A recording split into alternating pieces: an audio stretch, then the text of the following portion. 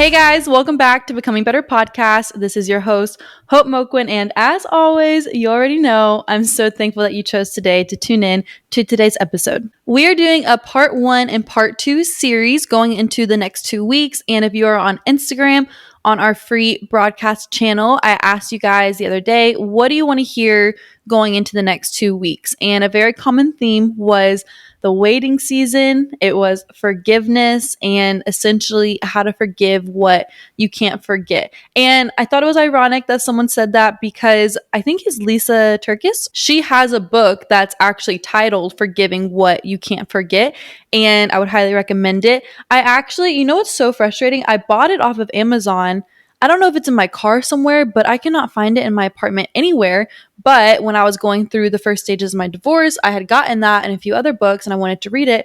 And I haven't even read it yet because I don't know where it's at. And so I need to go find it and read it going into this week. So maybe I could talk a little bit about it for next week in part 2. I love that the waiting season and grieving and forgiveness were things that were mentioned because those are things that we all are always going to be dealing with in some way, shape, or form as we continue to go on with our lives and as we continue to grow and get older and move into different seasons, move into different scenarios and just different stages of life. We're always going to be dealing with one of those things in one way or the other.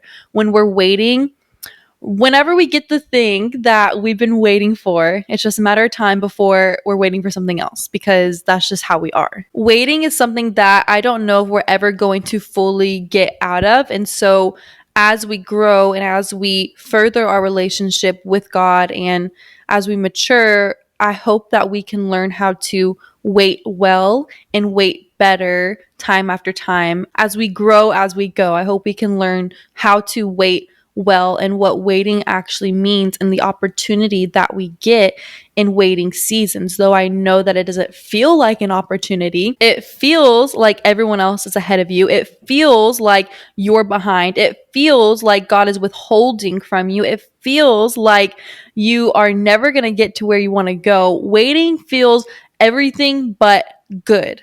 Waiting feels everything but an opportunity, but really when you can look at things from a greater perspective, you can look at things from a godly perspective, you're going to have that understanding of his character. You're going to have that understanding of the nature of God that is good, that is holy, and that if something isn't being given to you right now, it is simply because God sees what you don't, and you might not be ready for it right now. And that doesn't mean it's not ever going to come. It just means that God has something else that he's doing in you. God has something else that he is healing in you. God has something else that maybe he is bringing out of you, that he is setting up.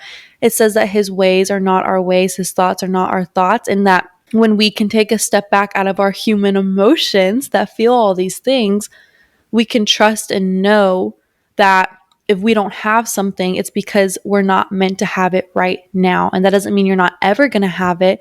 It just means that in this season, maybe God is wanting more of your attention. Maybe in this season, God is wanting you to be in full dependency on him. Maybe in this season, God is wanting to strengthen your faith, to strengthen your trust in him. Maybe in this season, God is wanting you to learn how to be okay with just you and him, to be fully content with just you and him. Because let me tell you right now, whatever you're waiting for, you have to be so careful that you are not going to begin to find your identity in that blessing, in that thing that you're waiting for. Because a lot of times people will get the blessing from God, and then all of a sudden their focus isn't on God anymore, but their focus is on the blessing from God. And so therefore we become more fixated on the blessing than the blesser. And that's twisted, that's mixed up, that's not how it ought to be. Our focus and our heart should be not intertwined with the gift, but with the gift giver, who is God, who knows best. It says that all good things come from above, and our focus and our attention ought to be on him. And so maybe in this season, you're not behind, you're not far out in left field, you're not forgotten about, but God is just doing something in you, and he is just saying, not yet. And I'm telling you right now, you should always want God's not yet, knowing that God is with you, than to move forward in what you want and not be sure if God is with you or not because you moved ahead of him and you moved out of his will and you moved out of his word and you put him on the back burner because your human emotions or human desires were so strong and you really wanted this thing. And so you're like, I'm going to get it. And then move forward with uncertainty if God's even in it, because that creates a strife, that creates an uncertainty, that creates a chaos in your spirit that is not worth it. We've said it before, whatever you create and maintain with your own human hands, good luck, because you're going to have to maintain it with your own human hands. But when you wait on the Lord, when you wait on God and you wait for God to orchestrate things, you can move forward in confidence, knowing that God is going to sustain it, that God is going to sustain you in it, because you waited on God and you didn't move forward in your own doing, in your own flesh, in your own humanness. God wants you to wait on him. God wants you to wait on his timing. He loves it when we wait on him. He loves it. We talked about that last week. He loves it when we take him at his word, because he gets to show up faithful to us. He gets to show us that he knew what he was doing all along, that his way is always better than our way. And a lot of people get waiting mixed up. They think that waiting, that means you just sit there and you don't do anything and you sit on your butt and you just wait for whatever you're waiting for to be dropped into your lap. And that's not it. Waiting is not inactive. Waiting should be the most active season you ever find yourself in, because you are preparing for the thing that you're praying for. You are preparing for the thing that you're asking God for. And I just don't know how you do that when you're sitting there doing nothing. We've talked about this so many times, but we are called to do everything that we can do, and then God will do what we can't. It's a two-way street. It's a partnership. We're not called to be lazy. We're not called to not do anything, but we're called to use our resources, to use what God has given us, to do the hard work that we're able to do, and then God will do what we can't. And that can apply in so many things. If you're waiting for a spouse, what are you going to do? Sit there and not do anything, and not go to counseling, not have any hard conversations with yourself, not try to be the best version of yourself. You're just going to sit there and wait for a light switch to turn off and on and your spouse to show up at your door. It doesn't work like that. And let me just tell you right now, if you are a single person and you have deep internal wounds and childhood trauma and just things that you know probably are not 100% right, please go to counseling. Go to counseling and get it worked out before you ever bring somebody in, because it's not fair to the other person, and your stuff is going to come out in your relationship, and your stuff is going to come out and affect the other person that you are in a relationship with, and it's not fair to them. And if you are someone who you have done the hard work and you have been dedicated in counseling and you have been dedicated to self-work and working on yourself, listen to me when I tell you this.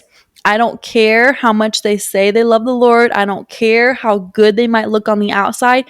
If they have not done the hard work, they have never gone to counseling, they've never done deep dives into why they are the way that they are, please, for the love of God, do not move forward until they are ready to acknowledge that they need to work on themselves.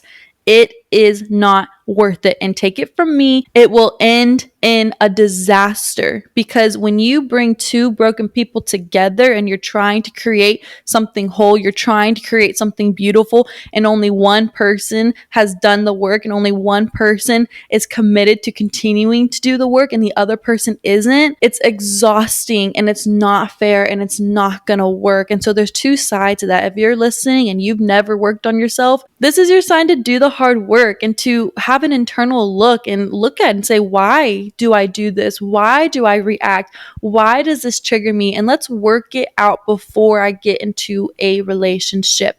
And then on the other side, if you have been doing your self work and you are having those hard conversations and you're still on that journey, that's amazing. Find somebody who's going to meet you there. Find someone who's going to be willing to do the same, because you can't make somebody.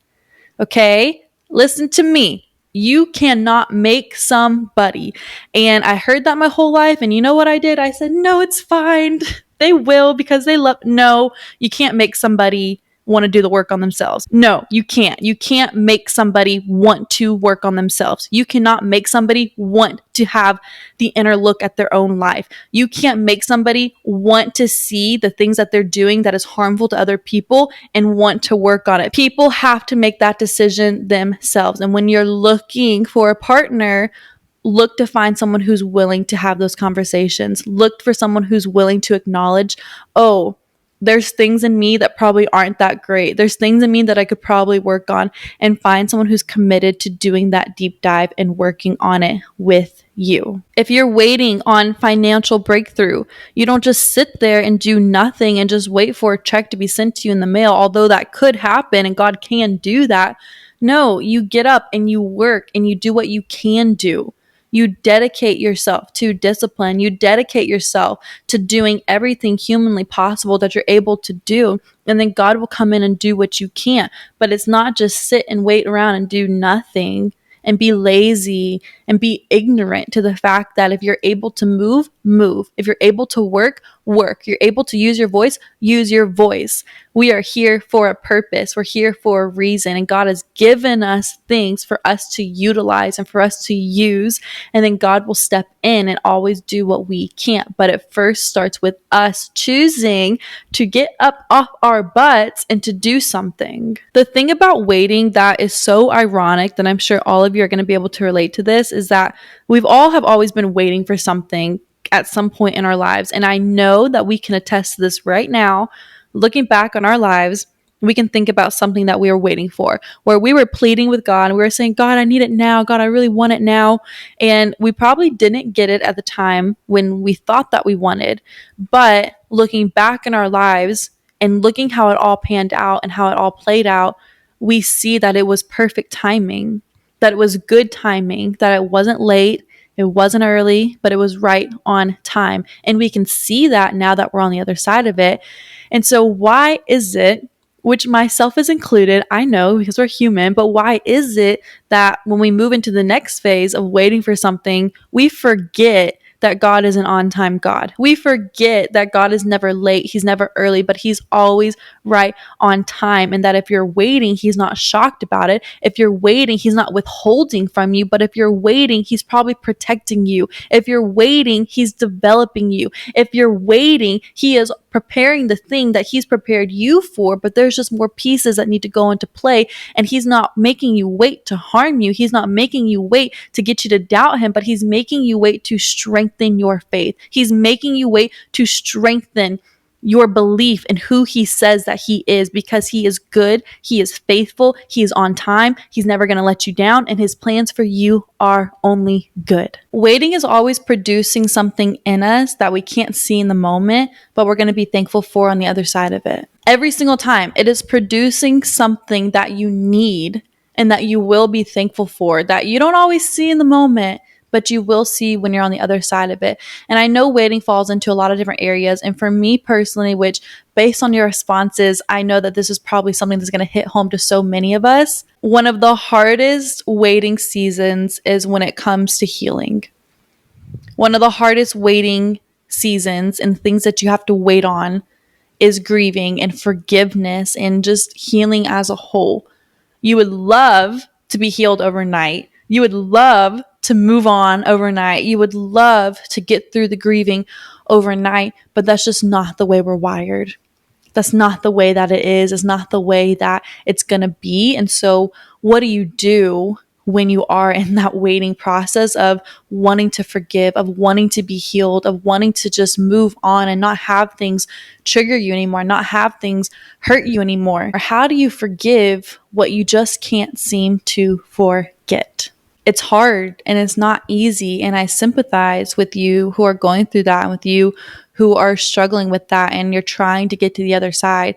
And forgiveness and healing and grief, it's so sneaky because it's like when you're making the best progress possible and like you're feeling really good, you're feeling all these things, something happens where if you're not careful, it'll make you spiral. It will make you spiral so bad. And I don't know why it's that way, but I know it happens to so many of us. We'll be making so much progress, and then something will happen where it's like you feel like all the progress you made is out the window and you're back at square one because you're just like, I don't know, I can't get through this. And how could this happen? How could the do la la la la? Listen, I get it, okay? I talked on the podcast last week how genuinely I am the healthiest and happiest I've been since the beginning of the year. Honestly, since in my life, honestly, like I've worked so hard. I've done so many things and God has been so good to me, and I've been so committed and serious about my development and my time with him, and it's just been incredible and it's been amazing. And you know what happened literally 2 days after the podcast went out last week? I was like, I'm good now. But for a day or two, I felt like I was back at day one. You know, I was having the best day. I'm in my holy, healthy, happy girl era, which I really am. And I was having the best morning, and I was just at work. I was minding my own business, and I got a text. And when I opened up that message, I felt everything inside of me like sprint back to square one of my healing process. One of the biggest things that I have talked about in becoming better, and one of the biggest things that have helped me in my journey of becoming better, is therapy, and how it's been able to help me see myself for who I really am, why I am the way that I am, and has given me the tools to be able to move forward on my journey of becoming the best version of myself that I possibly can. Regardless if you have a clinical mental health issue like depression or anxiety, or if you're just human who lives in this world who is going through a hard time, therapy can give you the tools to approach your life in a very different way. And that's why I'm excited to tell you about today's sponsor, BetterHelp. BetterHelp's mission is to make therapy more affordable and more accessible. And this is an important mission because finding a therapist can be really hard, especially when you're limited to the options in your area. BetterHelp is a platform that makes finding a therapist easier because it's online, it's remote, and by filling out a few questions, BetterHelp can match you to a professional therapist in as little as a few days. It's easy to sign up and get matched with a therapist. There's a link in my description. It's BetterHelp, HELP.com/Hope Moquin.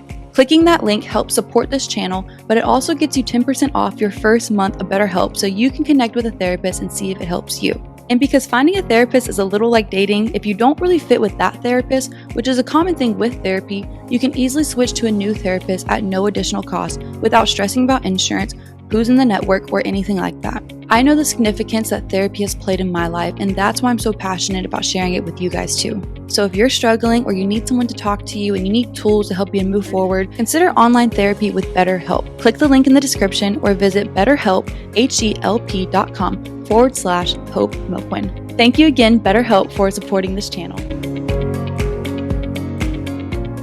And instantly I was so frustrated because I have made so much progress and God has done so much, and my first reaction was, seriously? Like, why, God? Or like, God, do you see this? And while I was asking God of, do you see this? Like, yada, yada, yada, I felt him say to me, but I see you. And the text that I got, it was a screenshot of my ex-husband hard launching his new girlfriend. And I was just like, God, are you kidding me? And in that moment, I felt God say, but I see you. And I don't know who's listening. I don't know who's been feeling like they've been in a tug-of-war match with their healing. They've been in a tug-of-war match with peace and uncertainty. They've been in a tug-of-war match with getting to the other side and being pulled back into the past. Let me just tell you, God sees you. That just because something triggers your emotions, it does not discredit all the progress that you've made. And I want someone to hear that so loud and clear, that you are a human being with a heart, and our hearts are fragile.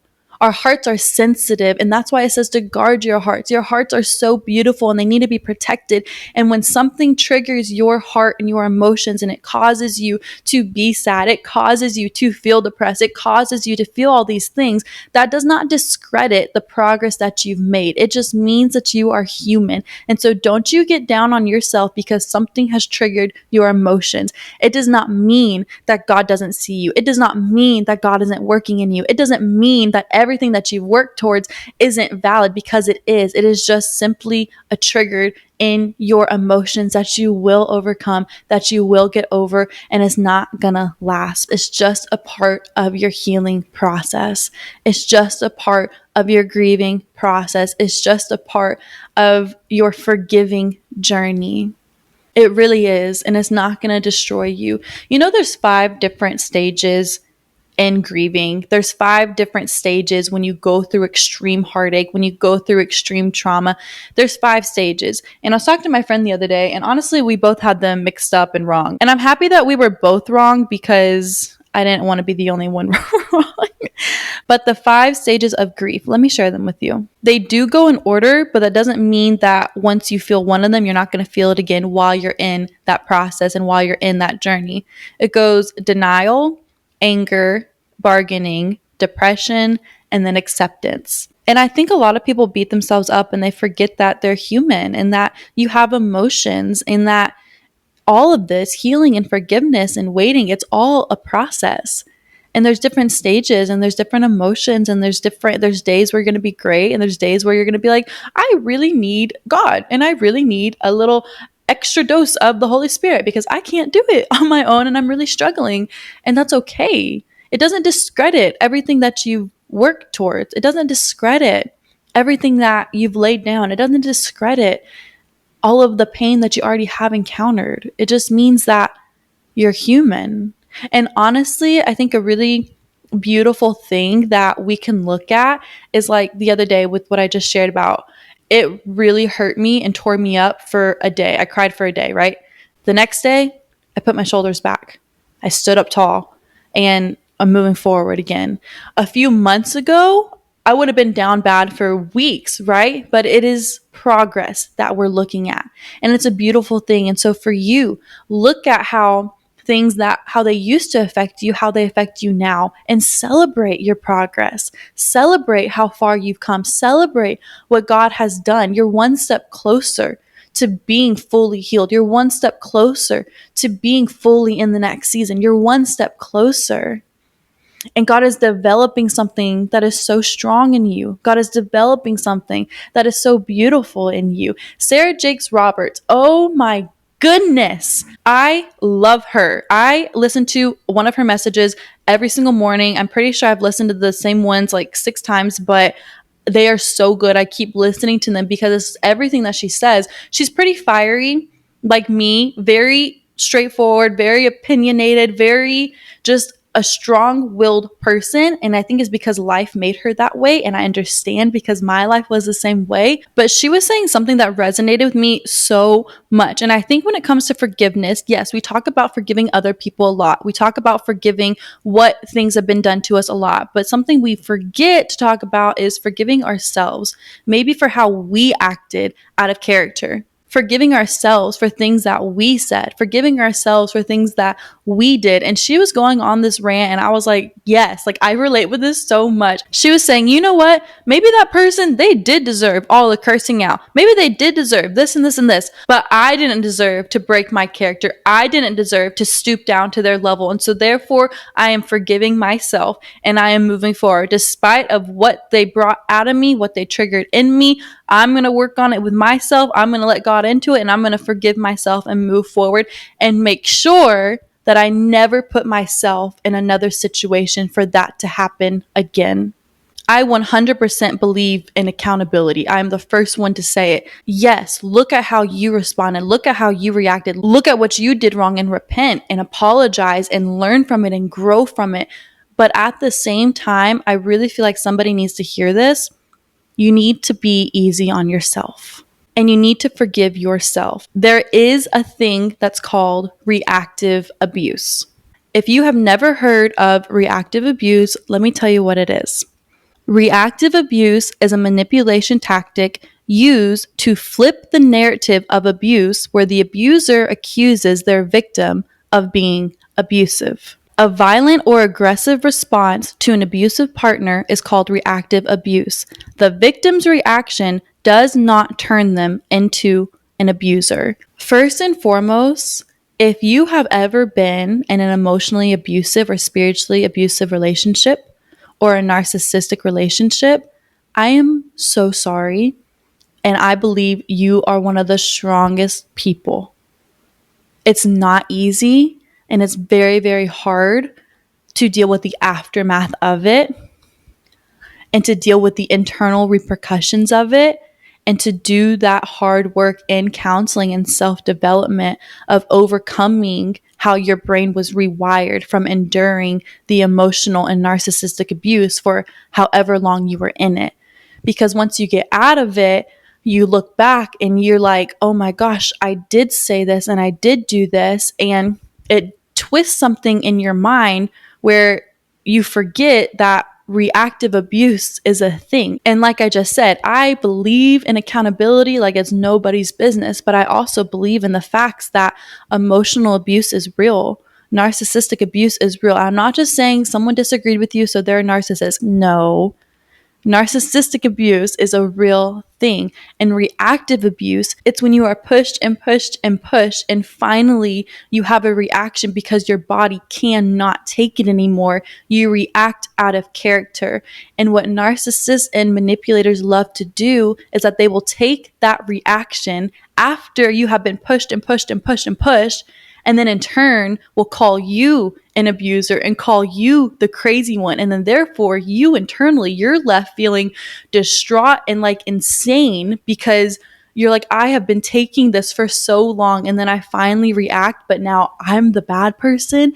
And dealing with the aftermath of that, whenever you get out of it, is really hard and it takes a lot of work, but let me just tell you that you can do it. And I'm proud of you for doing it. And let me just talk to somebody and tell them it is time for you to forgive yourself for acting out of character in really toxic environments. It is time to forgive yourself for stooping down to people's level and environments that were breaking you. It is time to forgive yourself for acting in ways that do not reflect who you really are because you were in environments that kept you so small and that kept you so bound and kept you so broken. God is the God who redeems, and God says, I have already forgiven you. It's time for you to forgive yourself. Grieving ain't easy, baby, and forgiveness ain't easy either, but they're necessary. And I think a book that is beautiful and amazing to really dive into when you're in that journey and in that process of waiting, of healing, of forgiving, of all of it is Psalms. Let me read one to you and then we'll wrap up. Psalm chapter 40. I waited patiently for the Lord. He inclined to me and heard my cry. He drew me up from the pit of destruction, out of my miry bog, and set my feet upon a rock, making my steps secure. He put a new song in my mouth, a song of praise to our God. Many will see and fear and put their trust in the Lord. Jumping over to chapter 41, verse 11. By this I know that you delight in me. My enemy will not shout in triumph over me, but you have upheld me because of my integrity and set me in your presence forever. Blessed be the Lord, the God of Israel, from everlasting to everlasting. Amen and amen.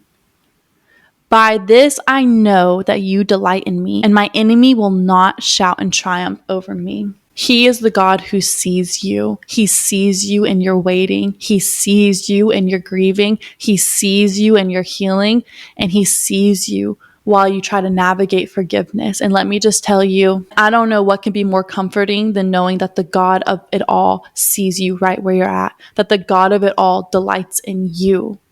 The God of it all has plans to prosper you. The God of it all is turning around everything for good for you. And that everything that you've walked through and everything that you're waiting for, you can trust and know that the only thing that God can be is good.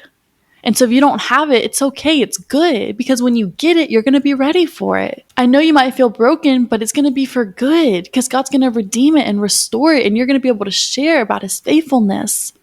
I know you might feel all these things, but he's good and he's never going to let you down.